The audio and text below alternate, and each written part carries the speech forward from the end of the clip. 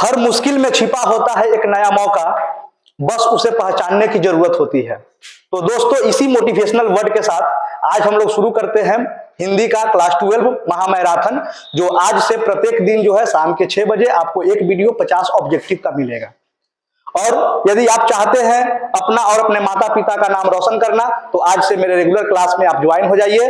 और क्या है कि शाम 6 बजे से जो है हर दिन तैयार रहिएगा, एक नया वीडियो के साथ हम आपके सामने जो है जरूर आएंगे। तो क्या है कि हिंदी जो है हमारे सिलेबस में जो है क्या है कि 100 मार्क्स का है, जिसमें क्या है कि 50 मार्क्स जो है ना क्या है कि ऑब्जेक्टिव में आता है। और उस 50 मार्क्स के लिए जो है हमारे पास क्वेश्चंस होते हैं 100, और 100 क्वेश्चंस में हमें जो है क्या है कि 50 नंबर का ही बनाना रहता है। तो क्या है कि आज के वीडियो में क्या है कि हम आपको लेकर आएंगे महामैराथन में, और यहाँ पे शुरुआत करते हैं। पहला क्वेश्चन है हमारा, ओ सदा नीरा से संबंधित है। नीरा से संबंधित है ओ सदा नीरा, ठीक है। तो ऑप्शन ए है Ganga, option B Brahmaputra, option C Krishna और ऑप्शन डी गंडक। तो जैसा हम जानते हैं कि चंपारण में जो है क्या है कि ओसनानीरा में चंपारण का वर्णन किया गया, और यहाँ पे जो है क्या है कि गंडक। तो यह ऑप्शन जो है हमारा गंडक वाला जो है क्या है कि सही ऑप्शन होगा। आते हैं अब हम लोग अगले क्वेश्चन पे। अगला क्वेश्चन है, ओ सदानीरा में बिहार का किस भूभाग का संस्कृति का वर्णन है। तो ओ सदानीरा जो है क्या है कि गंडक नदी को निमित्त मानकर लिखा गया है, और इसमें जो है क्या है कि बिहार का, देखिए यहाँ पे ऑप्शन जो है क्या है कि ए गया, बी में है आरा, और सी चंपारण, और डी मुंगेर। तो यहाँ पे जो है इसका ऑप्शन जो होगा वह चंपारण सही होगा, ठीक। अब चलिए इसके साथ आते हैं हम लोग तीसरे क्वेश्चन पे। तीसरा क्वेश्चन है, थारन शब्द, थारन शब्द किस शब्द से विकसित है।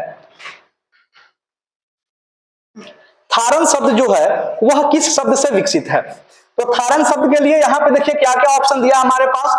ऑप्शन ए थल, option B Thar, option C स्थल और ऑप्शन डी स्थान, ठीक है। तो थारन शब्द जो है वह थार से संबंधित है। तो इसका जो है थारन शब्द का किस शब्द से संबंध विकसित है। तो यह क्या है कि थार से जो है थारन शब्द बना हुआ है, इसको ध्यान में रखेंगे।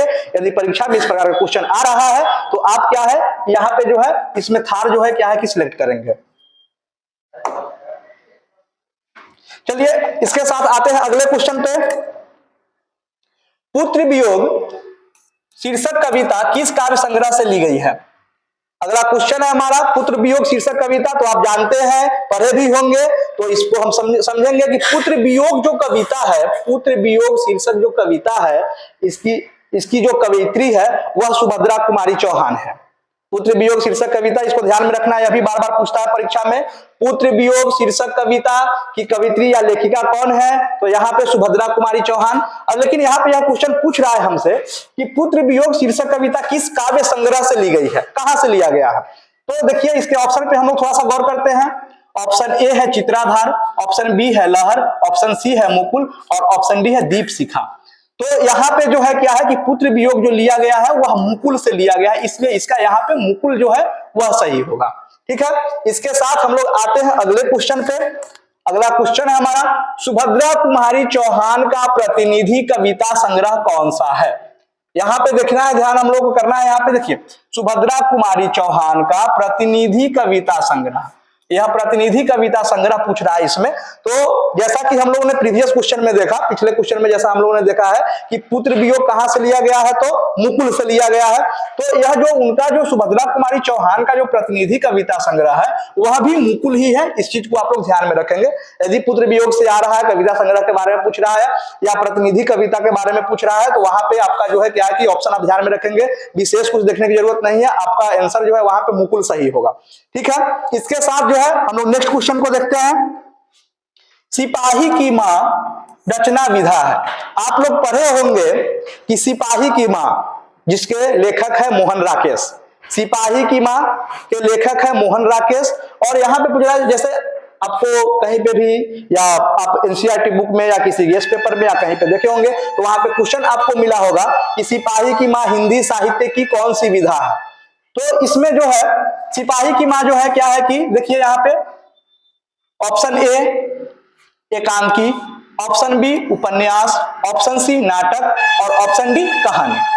तो सिपाही की मां जो है वह क्या है कि एकांकी है, इसका ऑप्शन ए सही होगा, ठीक है, चलिए इसके साथ में जो है क्या है कि हम लोग अगले क्वेश्चन की तरफ चलते हैं। अगला क्वेश्चन है हमारा, कौन सी कृति मोहन राकेश की नहीं है? कौन सी कृति, हमारा जो है अगला क्वेश्चन है 7 नंबर क्वेश्चन, और इसमें है कौन सी कृति मोहन राकेश की नहीं है। तो देखते हैं इस पर, एक और जिंदगी ऑप्शन ए, ऑप्शन बी है अंधेरे बंद कमरे, ठीक है, ऑप्शन सी है इतिहास और आलोचना, और ऑप्शन डी है आधे अधूरे। देखिए जब इस प्रकार का क्वेश्चन पूछा जाता है परीक्षा में, इस प्रकार के प्रश्न आते हैं जिसमें क्या है कि देखिए यहां क्वेश्चन में हम लोग देखना क्या है कि नहीं है, यहां पे पूछ रहा है नहीं है, मतलब क्या कि इसमें से 3 होगा, एक नहीं होगा। अगर इस प्रकार के क्वेश्चन, बहुत बच्चे कंफ्यूज कर जाते हैं परीक्षा में, और क्या है कि जल्दीबाजी में कुछ गलत आंसर टिक करके चले आते हैं, तो हम लोगों को कंफ्यूज नहीं होना है, और हम लोगों को देखना क्या है कि कौन सी कृति मोहन राकेश की नहीं है, मतलब कि इसमें से कोई 3 मोहन राकेश की कृति है और एक नहीं है। तो यहां पे जो है, हाँ, एक और जिंदगी यह उनकी कृति है, अंधेरे बंद कमरे यह भी उनकी कृति है, आधे अधूरे यह भी कृति है। तो इसका आंसर सही हो जाएगा इतिहास और आलोचना, यह मोहन राकेश की कृति नहीं है। तो हमारा ऑप्शन जो सही है ऑप्शन सी, यह जो है सही होगा। ठीक है, इसके साथ हम लोग आते हैं नेक्स्ट क्वेश्चन पे। नेक्स्ट क्वेश्चन क्या कहता है देखेंगे, मोहन राकेश की एकांकी का शीर्षक क्या है? मोहन राकेश जी ने जो एकांकी लिखा था उनका शीर्षक, उस एकांकी का शीर्षक पूछ रहा है। तो हमारे एनसीईआरटी जो बुक है उसमें जो एकांकी है आपको ध्यान में होगा, नहीं ध्यान में होगा तो ध्यान में कर लीजिएगा, सिपाही की मां एकमात्र एकांकी है हमारे एनसीईआरटी बुक में 12th क्लास के सिलेबस में, जो कौन है, सिपाही की मां। तो यहाँ पे जो है विशेष कुछ सोचने की जरूरत नहीं है। मोहन राकेश की एकांकी का शीर्षक क्या है? तो मोहन राकेश जी की एकांकी का शीर्षक क्या है? तो सिपाही की मां है। ठीक है, चलिए इसके साथ में जो क्या है कि हम लोग अगले क्वेश्चन में आते हैं, कौन सी कृति शमशेर बहादुर सिंह की है? यहां पे देखिए कौन सी कृति शमशेर बहादुर सिंह की है, मतलब क्या है कि अब इस टाइप के क्वेश्चन में मतलब क्या कि पूछ रहा है हमसे कि इस निम्न में से ऑप्शन ए बी सी और डी, इसमें से क्या है कि कौन सी जो कृति है वह शमशेर बहादुर सिंह की है, मतलब क्या है कि एक इसमें होगा और 3 नहीं होगा। ठीक है, तो यहां पे देखिए ऑप्शन ए हमारा कह रहा है क्या है, गुलामी की नशा, option B Mukul, option C काल तुझसे होर है मेरी, और ऑप्शन डी विषाद। ठीक है, तो इसका जो है क्या है कि आंसर, सही आंसर होगा क्या कि काल तुझसे होर है मेरी, यह जो है शमशेर बहादुर सिंह की कृति है। चलिए अगले क्वेश्चन की तरफ हम लोग चलते हैं, सुकून की तलाश, बीवीआई क्वेश्चन है, ध्यान में रखेंगे हम लोग, सुकून की तलाश किसकी रचना है? ठीक है, तो सुकून की तलाश किसकी रचना है? चलिए अब देखते हैं, यहां पे option A Dushyant Kumar, option B Ghalib, option C Iqbal, और ऑप्शन डी शमशेर बहादुर सिंह। तो क्या है कि ध्यान रखेंगे इसको कि सुकून की तलाश जो है वह क्या है कि शमशेर बहादुर सिंह की है, ये हम लोग को ध्यान में रखना, सुकून की तलाश शमशेर बहादुर सिंह। चलिए अगला क्वेश्चन है, प्रगीत और समाज किस पुस्तक में संकलित है? प्रगीत और समाज, प्रगीत और समाज जिसके लेखक है नामवर सिंह, समझे, और क्या कह रहा है कि कौन से पुस्तक में जो है ना संकलित है, मतलब आप देखेंगे प्रगीत और समाज जो नामवर सिंह के द्वारा लिखा गया है, वहां पे क्या है कि यहाँ प्रगीत और समाज, तो देखिए ऑप्शन ए में है कहना न होना, दूसरी परंपरा की खोज, वाद विवाद संवाद, और आलोचक के मुख से। तो प्रगीत और समाज जो चैप्टर पढ़ना है हम लोगों को हिंदी में, वह कहां से लिया गया है? तो वह लिया गया है वाद विवाद संवाद से। प्रगीत और समाज जो है वह लिया गया है वाद विवाद संवाद से लिया गया है, इसको ध्यान में रखेंगे, काफी वीवीआई क्वेश्चन है यह, वीवीआई है यह। ठीक है, चलिए अगले क्वेश्चन की तरफ हम लोग चलते हैं, नामवर सिंह के गुरु कौन थे? नामवर सिंह के गुरु कौन थे? आपके हिंदी में 3 ऐसे लेखक हैं जिसके गुरु के बारे में क्वेश्चन पूछता है।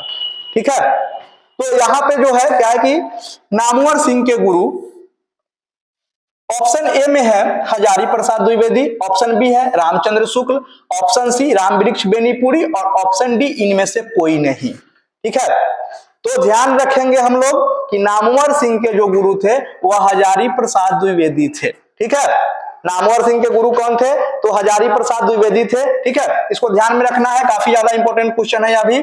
चलिए अगले क्वेश्चन की तरफ चलते हैं। नामवर सिंह का जन्म कब हुआ था? 13 नंबर क्वेश्चन है हमारा कि नामवर सिंह का जो है जन्म वह कब हुआ था। ठीक है, तो यहां पे देखिए 28 जुलाई 1927 ईस्वी को, 20 जून 1925 ईस्वी को, 27 मई 1926 ईस्वी को और 22 मई 1925 ईस्वी को। ठीक है, जन्म और मृत्यु से जो है 2 से 3 ऑब्जेक्टिव जो है क्या है कि बिहार बोर्ड जो है ना प्रत्येक साल जो है क्वेश्चन में सिलेबस में डालता है। इसलिए जितने भी लेखक है उनके जन्म और मृत्यु का क्या है कि साल आप लोग जो है क्या है कि याद करके ही जाएंगे। चलिए कुछ इंपॉर्टेंट जो होंगे क्या है कि वह मैराथन में तो लेकर हम लोग आएंगे ही, लेकिन कुछ अगर शेष बच जाएंगे तो उसको क्या है कि आप लोग ध्यान से याद कर लीजिएगा। चलिए देखते हैं कि नामवर सिंह का जन्म कब हुआ था। तो ध्यान में रखना है कि नामवर सिंह का जन्म जो है क्या है कि 28 जुलाई 1927 ईस्वी को हुआ था। कब हुआ था? तो 28 जुलाई 1927 ईस्वी को नामवर सिंह का जन्म हुआ था। ठीक है, चलिए अगला क्वेश्चन की तरफ हम लोग चलते हैं। कौन सी रचना मुक्ति बोध की नहीं है? कौन सी रचना मुक्ति बोध की नहीं है? चलिए ऑप्शन क्या है, ऑप्शन पे एक बार नजर डालते हैं हम लोग। नई कविता का आत्मसंघर्ष, ठीक है, बिहारी पुनर्मूल्यांकन, कामायनी एक पुनर्विचार, भूरी भूरी खाक धूल। यहां पे जो है नई कविता का आत्मसंघर्ष यह तो है, ठीक है, कामायनी एक पुनर्विचार यह भी है, भूरी भूरी खाक धूल यह भी है। तो हमारा एक बचता है ऑप्शन बी। तो इसमें जो है क्या है कि मुक्ति बोध की नहीं है यह रचना, तो बिहारी पुनर्मूल्यांकन जो है मुक्ति बोध की नहीं है, तो सही ऑप्शन आपका ऑप्शन बी होगा। ठीक है, चलिए इसके साथ हम लोग अगले क्वेश्चन पे चलते हैं। कौन सी कृति मुक्ति बोध की है? अब देखिए जस्ट अपोजिट कर दिया इस क्वेश्चन को। पिछले क्वेश्चन में था कि नहीं है, और इस क्वेश्चन में पूछ रहा है कि कौन सी कृति मुक्ति बोध की है। मुक्ति बोध का पूरा नाम ध्यान में रखेंगे, गजानन माधव मुक्ति बोध। मुक्ति बोध का पूछता है कि मुक्ति बोध का पूरा नाम क्या है, तो गजानन माधव मुक्ति बोध। चलिए यहाँ पे जो है क्या है कि पूछ रहा है कि कौन सी कृति जो है मुक्ति बोध की जो है तो चांद का मुंह टेढ़ा, रास्ता इधर से है, खंडिता नहीं, ये सब नहीं होगा। आपका ऑप्शन जो है क्या है कि बी होगा, द्रौपदी। द्रौपदी जो है यह रचना जो है मुक्ति बोध की है। ठीक है, चलिए अगला क्वेश्चन की तरफ हम लोग चलते हैं। ओम प्रकाश वाल्मीकि की रचना कौन है? निम्नलिखित में रोज तिरिच जूठन और उसने कहा था। तो ओम प्रकाश वाल्मीकि की जो रचना है वह ध्यान रखेंगे कि जूठन। जूठन शीर्षक जो है यह आपका राइट आंसर होगा। ओम प्रकाश वाल्मीकि की रचना है। ओम प्रकाश वाल्मीकि की रचना कौन है? तो ध्यान रखना है हमको, जूठन। ठीक है, चलिए अगला क्वेश्चन है हमारा, दलित साहित्य सौंदर्य शास्त्र के रचना कौन है? दलित साहित्य सौंदर्य शास्त्र के रचनाकार कौन है? चलिए एक चीज को क्या है कि हम लोगों को ध्यान में रखना है, यदि परीक्षा में दलित शब्द से क्वेश्चन आए, दलित शब्द से यदि जो है एग्जाम में क्वेश्चन आ रहा है, परीक्षा में क्वेश्चन आ रहा है, तो आपका आंसर जो है क्या है कि वह होगा जूठन शीर्षक। जूठन शीर्षक से होगा, जिसके लेखक है ओम प्रकाश वाल्मीकि। ठीक है, तो जूठन शीर्षक से जो है क्या है कि जैसे ही आएगा दलित शब्द यदि आएगा ऑब्जेक्टिव में, तो उसका सीधा सीधा संबंध जो है क्या है कि ओम प्रकाश वाल्मीकि जाए, क्योंकि इसमें जो है क्या है कि जूठन में जो है दलित के ऊपर जो अत्याचार होता है, जो पहले के लोग उनका शोषण करते थे, उसी पर आधारित जो है क्या है कि यह दिया गया है। ठीक है, अगले क्वेश्चन की तरफ हम लोग चलते हैं। आत्मकथा लेखक की मां किसके यहां काम करती थी? चलिए कितना ज्यादा घुमा के क्वेश्चन पूछा हुआ है, यहां पे हम लोग ध्यान देंगे। इस क्वेश्चन को आप देख सकते हैं कि किस प्रकार से जो है घुमाया हुआ है। आप इस ऑब्जेक्टिव से जो है, इस क्वेश्चन से जो है क्या है कि हम लोग 2-3 ऑब्जेक्टिव अभी क्लियर कर लेंगे। कैसे? अब देखिए क्वेश्चन को पहले ध्यान से समझिएगा। कह रहा है कि आत्मकथा लेखक की मां किसके यहां काम करती थी। मतलब क्या है कि जो आत्मकथा लिखते थे, तो आपको ध्यान में होना चाहिए कि आत्मकथा लेखक कौन है। तो आपके हिंदी में आत्मकथा लेखक यदि कोई है तो वह है ओम प्रकाश वाल्मीकि, जैसा मैंने पिछले क्वेश्चन में आपको बताया।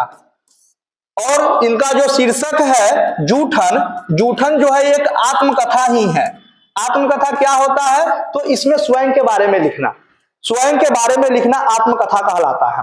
तो जूठन जो है वह आत्मकथा है और जिसके लेखक कौन है? ओम प्रकाश वाल्मीकि है। ठीक है, तो यहां पे यह कह रहा है कि आत्मकथा लेखक की मां किसके यहां काम करती थी? तो मतलब क्या हुआ कि जूठन शीर्षक के लेखक ओम प्रकाश वाल्मीकि की मां, ध्यान से समझेंगे हम लोग, क्या है ज्यादा कोई जल्दी नहीं है, ध्यान से समझेंगे कि जूठन शीर्षक लेखक ओम प्रकाश वाल्मीकि की जो मां थी वह किसके यहां काम करती थी? चलिए अब समझ गए होंगे। हम लोग अब ऑप्शन पे विचार करते हैं।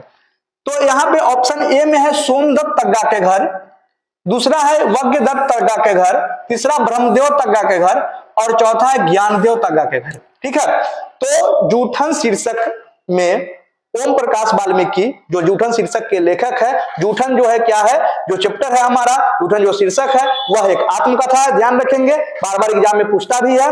और इसमें जो लेखक की मां रहती थी, लेखक की जो मां है इसमें वह क्या है कि ब्रह्मदेव तग्गा के घर में काम करती थी। इस प्रकार से हमारा आंसर जो है यहाँ पे सी सही होगा। ठीक है, चलिए अगले क्वेश्चन की तरफ हम लोग चलते हैं। क्या है? अधिनायक किस कवि की रचना है? अधिनायक किस कवि की रचना है? तो अधिनायक जो है वह क्या है, देखेंगे हम लोग। ऑप्शन ए में है रघुवीर सहाय, ऑप्शन बी में है मुक्तिकेश, ऑप्शन सी में है अज्ञेय और ऑप्शन डी में है नागार्जुन।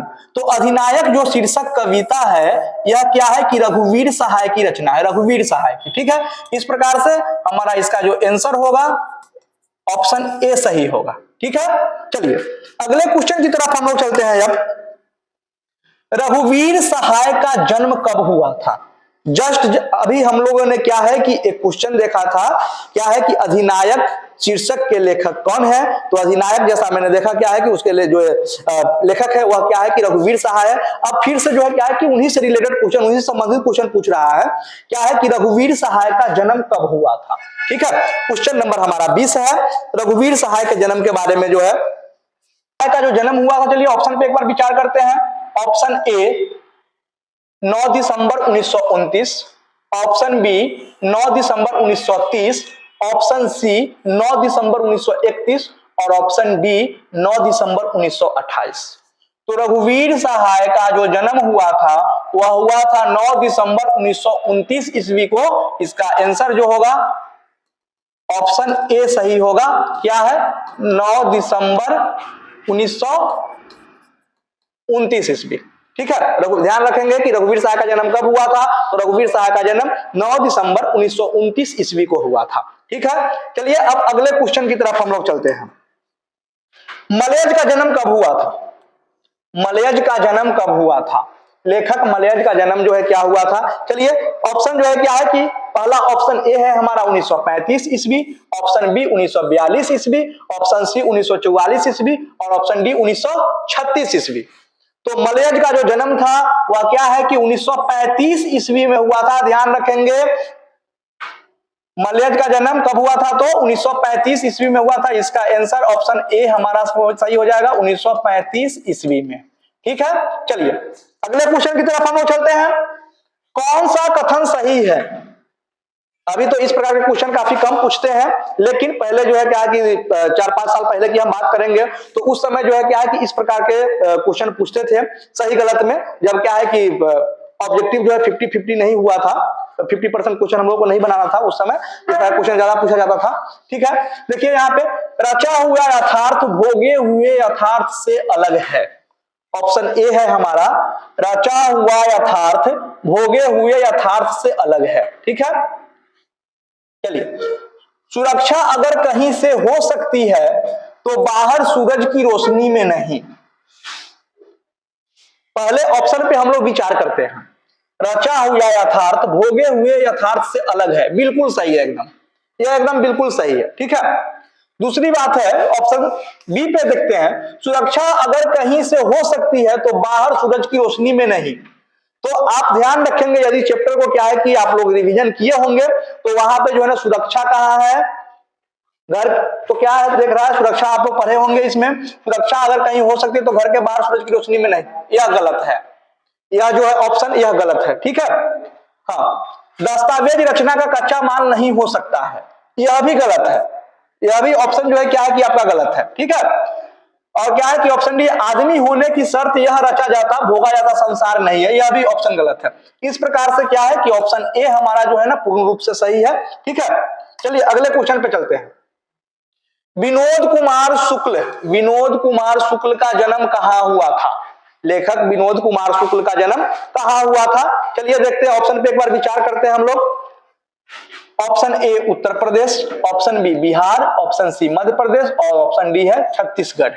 तो लेखक विनोद कुमार शुक्ल जी जो थे वह क्या है कि छत्तीसगढ़ के थे, ठीक है। उनका जन्म जो है क्या है कि छत्तीसगढ़ में हुआ था, ध्यान रखेंगे इस क्वेश्चन पे। चलिए अगला क्वेश्चन है, कौन सी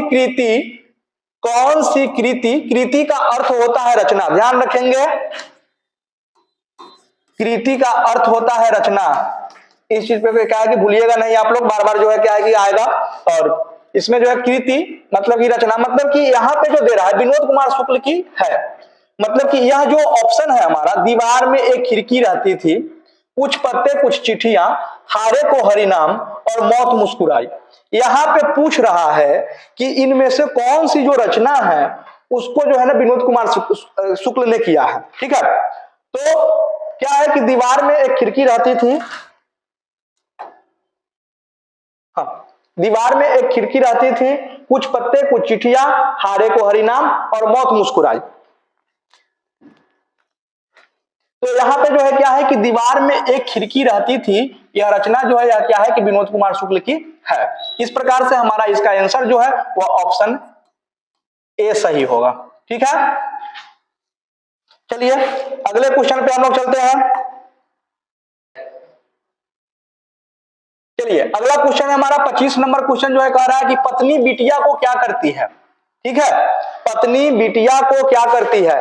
अब आप लोगों को पता होगा कि यह जो क्वेश्चन है वह किस चैप्टर से लिया गया है।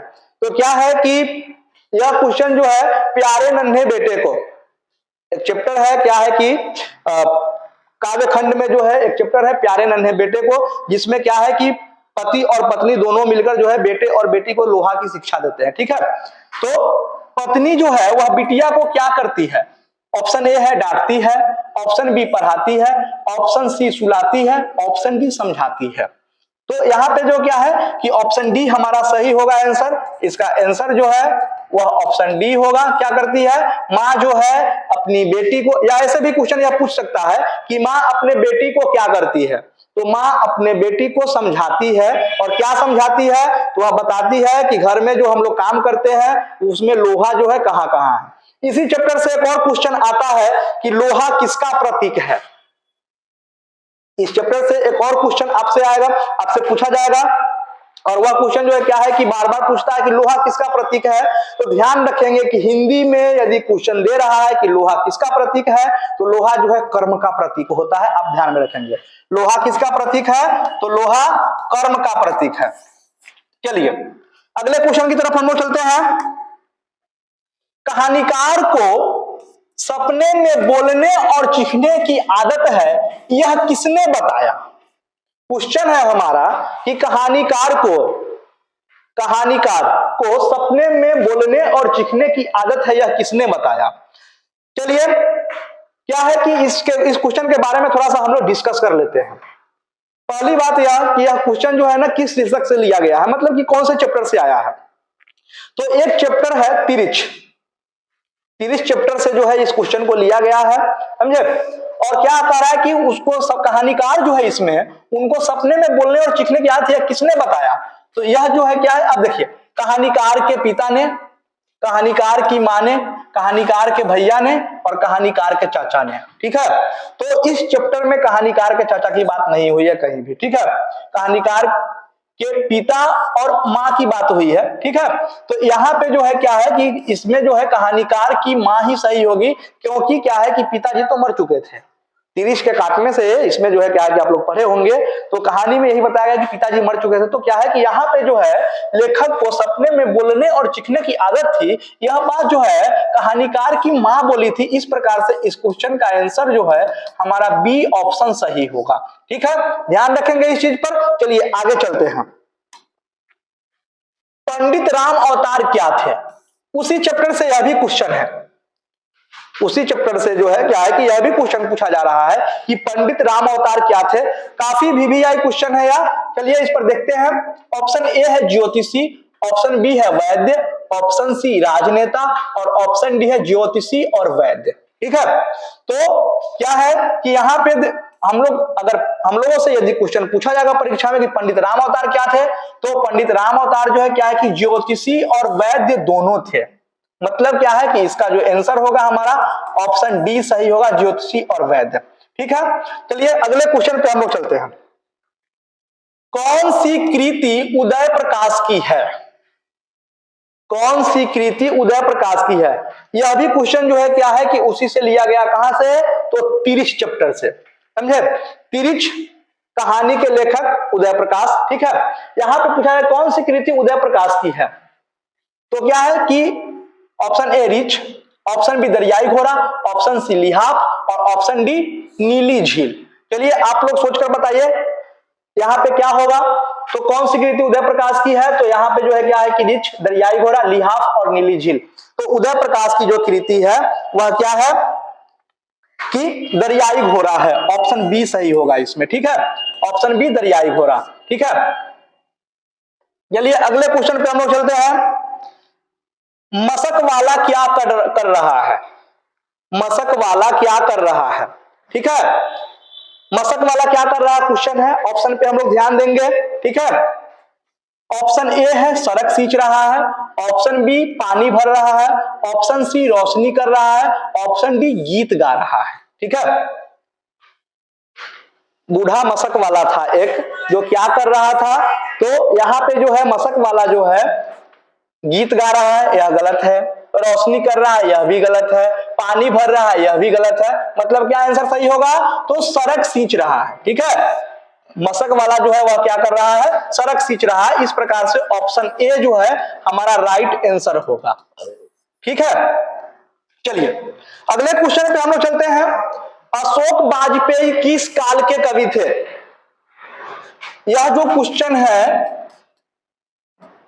वीवीआई क्वेश्चन है, ध्यान रखिएगा, बहुत बार पूछे हुआ है। यदि आपके पास क्वेश्चन बैंक या जो कुछ भी होगा जहां से आप तैयारी करते होंगे तो वहां पे भी आपको मिल जाएगी। ठीक है, यह क्वेश्चन वीवीआई है। अशोक वाजपेयी किस काल के कवि थे? अशोक वाजपेयी किस काल के कवि थे? तो अशोक वाजपेयी क्या है, ऑप्शन ए में भक्ति काल, ऑप्शन बी है छायावाद काल, ऑप्शन सी है रीति काल और ऑप्शन डी है आधुनिक काल। ठीक है, तो अशोक वाजपेयी जी जो थे वह क्या है कि आधुनिक काल के कवि थे। ठीक है, आधुनिक काल, अशोक वाजपेयी आधुनिक काल, ध्यान में रखेंगे। ठीक है, चलिए अगले क्वेश्चन की तरफ हम लोग चलते हैं। हिंदी प्रदीप नामक मासिक पत्र निकालना प्रारंभ किया था सॉरी, हिंदी प्रदीप नामक मासिक पत्र या पत्रिका निकालना प्रारंभ किया था। मतलब पूछ रहा है कि हिंदी प्रदीप नामक मासिक पत्रिका निकालना किसने प्रारंभ किया था। ठीक है, तो हिंदी प्रदीप नामक मासिक पत्रिका जो है, अपने लिए ऑप्शन पे बनाते हैं। प्रताप नारायण मिश्र ने, राधाचरण गोस्वामी ने, बाल कृष्ण भट्ट ने, भारतेंदु हरिश्चंद्र ने। बताइए आप लोग क्या होगा इसमें। तो हिंदी प्रदीप चैप्टर 1 बातचीत, समझे, लेखक कौन है, बालकृष्ण भट्ट। तो हिंदी प्रदीप नामक मासिक पत्रिका बालकृष्ण भट्ट ने निकालना प्रारंभ किया था। ठीक है, चलिए आगे है, बालकृष्ण भट्ट की रचना है। जैसा कि मैंने अभी आपको बताया है पिछले क्वेश्चन में कि हिंदी प्रदीप नामक जो मासिक पत्रिका था उसे बालकृष्ण भट्ट ने निकालना शुरू किया था। और बालकृष्ण भट्ट किस पाठ के लेखक है, तो बातचीत। ठीक है, तो यहां पे देखिए जूठन गलत है, रोज गलत है, तिरिच गलत है, तो क्या बातचीत। तो बालकृष्ण भट्ट की रचना क्या है, तो बातचीत है। यह ऑप्शन हमारा एकदम सही ऑप्शन होगा। ठीक है, चलिए अगला क्वेश्चन है, कौन सी रचना बालकृष्ण भट्ट की नहीं है? मतलब इसमें से 3 है और एक नहीं है। ठीक है, तो कौन सी रचना बालकृष्ण भट्ट की नहीं है, देखते हैं। ऑप्शन ए है नूतन ब्रह्मचारी, ऑप्शन बी है 100 अजान एक सुजान, ऑप्शन सी है सद्भाव का अभाव। ठीक है, तो ये तीनों जो है यह बालकृष्ण भट्ट का रचना है, समझे। एक लास्ट बच रहा है हमारा परीक्षा गुरु, तो यह बालकृष्ण भट्ट का रचना नहीं है, इसलिए इसका सही ऑप्शन ऑप्शन डी होगा। ऑप्शन डी सही होगा, परीक्षा गुरु। ठीक है, चलिए अगले क्वेश्चन की तरफ हम लोग चलते हैं।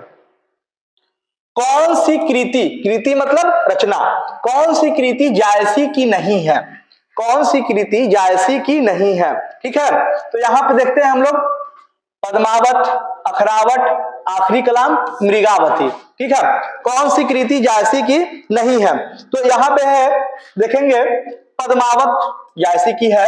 जायसी का पूरा नाम क्या था, तो मलिक मोहम्मद जायसी।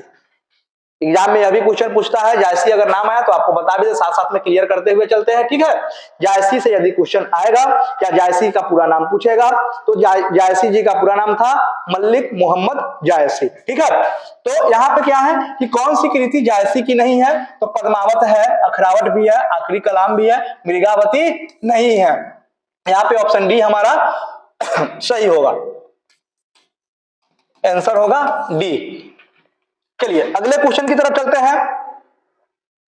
सुमेरु का पर्याय क्या है, सुमेरु का पर्याय क्या है, मतलब यहां पे पूछ रहा है कि पर्याय मतलब होता क्या है, पर्यायवाची शब्द। ठीक है, पर्याय मतलब उसका अर्थ।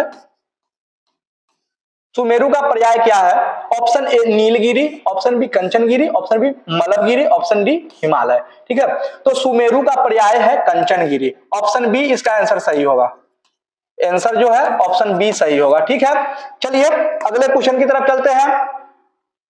चंद्रधर शर्मा गुलेरी का जन्म हुआ था, क्वेश्चन पूछ रहा है कि चंद्रधर शर्मा गुलेरी का जन्म कहां हुआ था। ठीक है, तो चंद्रधर शर्मा गुलेरी का जन्म कहां हुआ था, एक बार हम लोग ऑप्शन पे देखते हैं।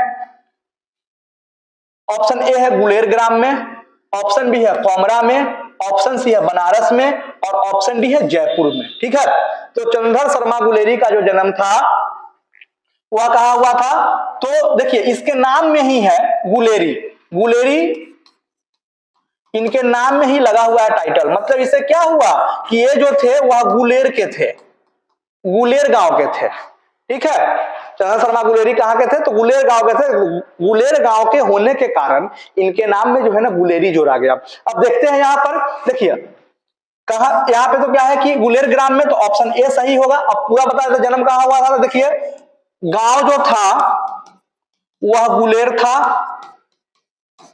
जिला जिला कांगड़ा, और राज्य हिमाचल प्रदेश। ध्यान रखिएगा, इसमें से क्या है कि अभी गांव के बारे में पूछा है, साथ साथ में हम लोग क्लियर करते चलते हैं। कभी जो है किसी क्वेश्चन में क्या है कि जिला के बारे में पूछ सकता है, और किसी क्वेश्चन में जो है क्या है कि राज्य के बारे में पूछ सकता है। तो चंद्रधर शर्मा गुलेरी का जो जन्म हुआ था वह गांव था गुलेर, जिला था कांगड़ा, और राज्य था हिमाचल प्रदेश। ठीक है, चलिए अगले क्वेश्चन पे हम लोग चलते हैं। तेरी कुरमाई हो गई किस कहानी से संबंधित है, यह क्या है कि काफी रोचक चैप्टर है, और क्या है कि कुरमाई से आप लोगों को याद आ गया होगा कि किस चैप्टर से लिया गया है। ठीक है, तो से तेरी कुरमाई हो गई। अब यहाँ पे जो है ना इस चैप्टर से जो है इस क्वेश्चन से संबंधित हम लोग 2-3 ऑब्जेक्टिव और क्लियर कर लेते हैं कुछ एक्स्ट्रा। तो कुरमाई का जो अर्थ होता है वह क्या होता है, तो सगाई होता है, जिसको हम लोग इंगेजमेंट भी बोलते हैं, सगाई या मंगनी। ठीक है, सगाई या मंगनी कुरमाई का अर्थ होता है। अब क्या है, तेरी कुरमाई हो गई मतलब क्या, तेरी सगाई हो गई किस कहानी से संबंधित है, देखिए ऑप्शन ए सिपाही की मां गलत है, उसने कहा था तिरिच और जूठन, जूठन से तो है नहीं, तिरिच से भी है नहीं, तो उसने कहा था, मतलब ऑप्शन बी सही होगा। अब क्या है कि उसने कहा था, किस कहानी है, और इस कहानी के मुख्य पात्र होते हैं लहना सिंह। ठीक है, और लहना सिंह जो है क्या है कि एक लड़की से जो है पूछते हैं कि तेरी कुरमाई हो गई क्या, जिससे बचपन में लहना सिंह को अनकहा प्रेम हो गया था। ठीक है, चलिए अगले क्वेश्चन की तरफ हम लोग चलते हैं। लहना सिंह किस कहानी का पात्र है, लहना सिंह किस कहानी का पात्र है। अभी जैसे मैंने आपको जस्ट पिछले क्वेश्चन में बताया था कि लहना सिंह किस कहानी का पात्र है, तो लहना सिंह जो है उसने कहा था कहानी का पात्र है। ठीक है, और उसने कहा था कहानी जो है वह कितने भागों में बटा हुआ है, तो उसने कहा था कहानी जो है 5 भागों में बटा हुआ है। ठीक है, चलिए नेक्स्ट क्वेश्चन पे हम लोग चलते हैं। भगवान श्री कृष्ण किस कवि के पूज्य थे, क्वेश्चन है और काफी ज्यादा इंपॉर्टेंट क्वेश्चन है। यह पूछ रहा है कि भगवान श्री कृष्ण किस कवि के पूज्य थे, मतलब कि भगवान श्री कृष्ण की पूजा कौन से कवि करते थे? ऑप्शन पे थोड़ा सा ध्यान देते हैं। तुलसीदास, जायसी, कबीरदास, सूरदास। ठीक है, तो जब भी श्री कृष्ण से रिलेटेड क्वेश्चन यदि आपसे बिहार बोर्ड में क्लास 12 में पूछा जाएगा तो क्या है कि हमारा आंसर जो है वह सूरदास होगा। ठीक है, तो भगवान श्री कृष्ण जो है वह सूरदास के पूज्य थे। ध्यान रखेंगे, इस प्रकार से इसका ऑप्शन जो है वह डी सही होगा। ठीक है, चलिए अगला क्वेश्चन है, सूरदास किस भाषा के कवि है? सूरदास किस भाषा के कवि है? अब ऑप्शन पे ध्यान देते हैं, संस्कृत, ब्रजभाषा, अवधी और मैथिली। अब बताइए भगवान श्री कृष्ण का संबंध कहां से था? तो ब्रज से था। तो और क्या है कि सूरदास के पूज्य कौन थे? तो भगवान श्री कृष्ण थे। सूरदास जो है भगवान श्री कृष्ण को वो अपना आराध्य देवता मानते थे। तो यहाँ पे जो है सूरदास किस भाषा के कवि है? तो सूरदास जो है वह ब्रज भाषा के कवि है। ध्यान रखेंगे, सूरदास जो है क्या है कि ब्रज भाषा के कवि है और यह क्वेश्चन जो है ना बहुत बार पूछता है। चलिए अगला क्वेश्चन पे देखते हैं हम लोग, लोकनायक के नाम से प्रसिद्ध है। यह क्वेश्चन आपको जो है क्या है कि हिस्ट्री और पॉलिटिक्स में भी मिलेगा। ठीक है, लोकनायक के नाम से कौन प्रसिद्ध है? तो रामचंद्र शुक्ल, भगत सिंह, उदय प्रकाश, जयप्रकाश नारायण। तो लोकनायक के नाम से जयप्रकाश नारायण प्रसिद्ध है और यह जो चैप्टर है हम लोगों को हिंदी में संपूर्ण क्रांति में पढ़ना है। संपूर्ण क्रांति जिसके लेखक कौन है? जयप्रकाश नारायण, और इन्हें ही लोकनायक के नाम से जाना जाता है। ठीक है, चलिए नेक्स्ट क्वेश्चन पे हम लोग चलते हैं। जयप्रकाश नारायण ने संपूर्ण क्रांति वाला ऐतिहासिक भाषण कहां और कब दिया था? क्वेश्चन पूछ रहा है जयप्रकाश नारायण जो है क्या है कि संपूर्ण क्रांति वाला ऐतिहासिक भाषण कहां और कब दिया था। ठीक है, चलिए देखते हैं ऑप्शन पे, इलाहाबाद 5 जून 1977 ईस्वी, रांची में 5 जून 1975 ईस्वी, जमशेदपुर में 5 जून 1973 ईस्वी और पटना में 5 जून 1974 ईस्वी। तो आपको ध्यान होना चाहिए कि जयप्रकाश नारायण जो संपूर्ण क्रांति का आह्वान किए थे तो वह पटना से किए थे। गांधी मैदान में उनका जो शिला भाषण हुआ था और कब हुआ था? तो पटना में 5 जून 1974 ईस्वी। पटना में कहां पर? तो पटना में गांधी मैदान। ध्यान रखना हम लोगों को, पटना में गांधी मैदान। ठीक है, जयप्रकाश नारायण ने संपूर्ण क्रांति वाला ऐतिहासिक भाषण क्या है कि पटना के गांधी मैदान में 5 जून 1974 ईस्वी को दिए थे। चलिए अगला क्वेश्चन है, प्रजा सोशलिस्ट पार्टी का गठन कब हुआ था? प्रजा सोशलिस्ट पार्टी का गठन कब हुआ था? तो यह भी जो है ना संपूर्ण क्रांति चैप्टर से यह क्वेश्चन है और इसका आंसर जो है देखते हैं हम लोग क्या है कि 1952 ईस्वी, 1949 ईस्वी, 1947 ईस्वी, 1962 ईस्वी।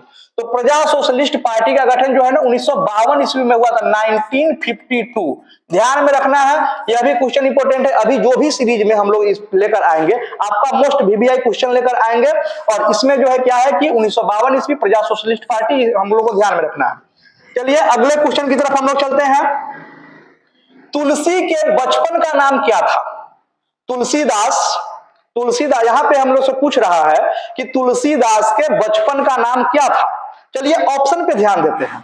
ऑप्शन है, पहला ऑप्शन है राम बोला, दूसरा ऑप्शन है श्याम बोला, तीसरा ऑप्शन है हरि बोला और चौथा ऑप्शन है शिव बोला। ठीक है, तो यहाँ पे जो है क्या है कि तुलसीदास का संबंध किससे है? तो राम से है। ठीक है, तो हम लोग को ध्यान में रखना, तुलसी मतलब राम और राम से होगा राम बोला। ठीक है, एक ट्रिक पे यह भी बैठ जा रहा है, तुलसी का संबंध किससे है? तो राम से है, तो तुलसीदास के बचपन का नाम क्या होगा? राम बोला होगा। ठीक है, तो 44 नंबर क्वेश्चन जो है इसका ऑप्शन हमारा ए सही होगा, राम बोला। तुलसीदास के बचपन का नाम था राम बोला। ठीक है, चलिए अगले क्वेश्चन पे लेकर आते हैं हम लोग। कौन सी कृति तुलसी रचित है? कौन सी कृति तुलसी रचित है? इनमें से अब देखिए ऑप्शन में क्या है कि उत्तर रामचरितम, रामायण, रामचरितमानस और क्या है खंजन नयन। ठीक है, खंजन नयन। तो यहाँ पे जो है क्या है कि तुलसी के बारे में पूछ रहा है। जैसा कि हम सभी जानते हैं कि तुलसीदास ने क्या है कि रामचरितमानस की रचना की थी, इसलिए इसका ऑप्शन सी सही होगा। तुलसीदास की कृति कौन सी है? तो रामचरितमानस है। ठीक है, अगले क्वेश्चन पे हम लोग आते हैं। किस रचनाकार की पंक्तियां हैं? ध्यान दीजिएगा क्वेश्चन पे, किस रचनाकार की पंक्तियां हैं? नारी स्वप्न है, नारी सुगंध है, नारी पुरुष की बाह पर झूलती हुई चूड़ी की माला है। ठीक है, यहां पे पूछा जा रहा है किस रचनाकार ने अपने कृति में, अपने रचनाओं में, अपने रचना में जो है क्या है कि इस पंक्ति का प्रयोग किया है। तो सबसे पहले जो है क्या है कि हमें जो है इसका आंसर पता लगाने के लिए हमें पहले जानना होगा कि यह जो क्वेश्चन है वह किस चैप्टर से है। चैप्टर पता हो जाएगा, हम लोग इसका आंसर जो है क्या है कि पता कर लेंगे। ठीक है, तो यहाँ पे जो है नारी किस रचनाकार की पंक्तियां है? नारी स्वप्न है, नारी सुगंध है, नारी पुरुष की बाह पर झूलती हुई चूड़ी की माला है। देखो, जैसे ही नारी की बात आती है हमारे हिंदी 12th क्लास के सिलेबस में, अगर नारी की अधिक बात हो रही है, समझे, नारी की बात यदि हो रही है तो आपको ध्यान रखना है कि चैप्टर कौन सा होगा? अर्धनारीश्वर। अर्धनारीश्वर, अर्धनारीश्वर चैप्टर। और जिसके लेखक कौन है? तो अर्धनारीश्वर चैप्टर के लेखक कौन है? रामधारी सिंह दिनकर। ठीक है, तो यह जो क्या है कि रचनाकार की पंक्तियां है, तो जैसे ही हमने चैप्टर का पता लगाया कि हाँ अर्धनारीश्वर चैप्टर से है, इसमें क्या है कि हमारा आंसर भी यहाँ पे मिल गया, रामधारी सिंह दिनकर। तो इस प्रकार से इस प्रश्न का जो उत्तर होगा वो होगा रामधारी सिंह दिनकर, ऑप्शन डी सही होगा। ठीक है, चलिए नेक्स्ट क्वेश्चन पे हम लोग चलते हैं। किस रचना पर दिनकर को साहित्य अकादमी पुरस्कार प्राप्त हुआ था? दिनकर मतलब रामधारी सिंह दिनकर। ठीक है, ध्यान रखना है कि रामधारी सिंह दिनकर को 2 पुरस्कार प्राप्त हुआ था। ठीक है, अब कौन कौन और कौन से रचना पे, तो इस क्वेश्चन में हम लोग उसको क्लियर करते हैं। ठीक है, तो किस रचना पर दिनकर को साहित्य अकादमी पुरस्कार प्राप्त हुआ था? देखिए, ऑप्शन ए है काव्य की भूमिका, ऑप्शन बी है संस्कृति का 4 अध्याय, ऑप्शन सी है रेणुका और ऑप्शन डी है रश्मि रथी। यहां पे पूछ रहा है कि साहित्य अकादमी पुरस्कार, देखिए रामधारी सिंह दिनकर, इस क्वेश्चन को बताते हैं हम आपको, रामधारी सिंह दिनकर, और पूछ रहा है कि साहित्य अकादमी पुरस्कार कौन सा पुरस्कार है? तो साहित्य अकादमी पुरस्कार, अकादमी पुरस्कार। ठीक है, साहित्य अकादमी पुरस्कार जो है यहाँ पे बताना है हमको। तो ध्यान रखना है कि दिनकर जी को संस्कृति के 4 अध्याय, इस रचना पे जो है इनको साहित्य अकादमी पुरस्कार से नवाजा गया था। साहित्य अकादमी पुरस्कार जो है इनको रामधारी सिंह दिनकर को दिया गया था। तो संस्कृति के 4 अध्याय साहित्य अकादमी पुरस्कार ध्यान में रखना हम लोगों को। चलिए अगले क्वेश्चन पे आते हैं। प्रेमचंद क्या थे? मुंशी प्रेमचंद क्या थे? ऑप्शन पे ध्यान देना है हम लोगों को। मुंशी प्रेमचंद क्या थे? तो ऑप्शन ए है गीतकार, ऑप्शन बी है कथाकार, ऑप्शन सी है फिल्मकार और ऑप्शन डी है संगीतकार। तो क्या है कि मुंशी प्रेमचंद जो है क्या है कि संगीतकार नहीं थे, फिल्मकार भी नहीं थे और गीतकार भी नहीं थे। मतलब क्या है कि कथाकार थे। मुंशी प्रेमचंद जो है क्या है कि कहानी और उपन्यास लिखते थे। इस प्रकार से इसका आंसर जो है हमारा बी सही होगा, कथाकार थे। ठीक है, चलिए अगले क्वेश्चन पे। नाभादास किसके समकालीन थे? नाभादास जो है वह किसके समकालीन थे? ऑप्शन ए है सूरदास, ऑप्शन बी तुलसीदास, विद्यापति, इनमें से कोई नहीं। ठीक है, तो नाभादास जो है, नाभादास किसके समय? सूरदास, तुलसीदास, विद्यापति, इनमें से कोई नहीं। तो सूरदास के साथ तो थे नहीं, विद्यापति के साथ भी नहीं थे। तो नाभादास जो है वह क्या है कि तुलसीदास के समकालीन थे। तुलसीदास और नाभादास। नाभादास किस काल के कवि थे? अब यह क्वेश्चन बार बार पूछता है, नाभादास का काल जरूर पूछेगा आपसे परीक्षा में। ठीक है, तो नाभादास जो है वह किस काल के कवि थे? तो वीर गाथा काल, यह गलत है। रीति काल, यह भी गलत है। भारतेंदु काल, यह भी गलत है। तो एक शेष मेरा बच गया, कौन सा? भक्ति काल। तो नाभादास जो है क्या है कि भक्ति काल के कवि थे। ठीक है, इस प्रकार से क्या है कि हमने आज के क्लास में जो है 50 ऑब्जेक्टिव का जो है क्या है कि आप लोगों के सामने रखा था। ठीक है, फिर से जो है क्या है कि कल शाम में 6 बजे जो है फिर से YouTube पे, इस चैनल पे जो है क्या है कि एक वीडियो आ जाएगा जिसमें भी 50 ऑब्जेक्टिव होंगे। और इस प्रकार से लगभग सभी विषय का जो है प्रतिदिन जो है वीडियो आप लोगों को मिलते रहेगा। यदि क्या है कि वीडियो हमारा अच्छा हो तो अपने दोस्तों के बीच इसको शेयर कीजिएगा, लाइक कीजिएगा, सब चैनल को सब्सक्राइब कीजिएगा और क्या है कि छोटा सा एक प्यारा सा कमेंट जरूर कर दीजिएगा। धन्यवाद।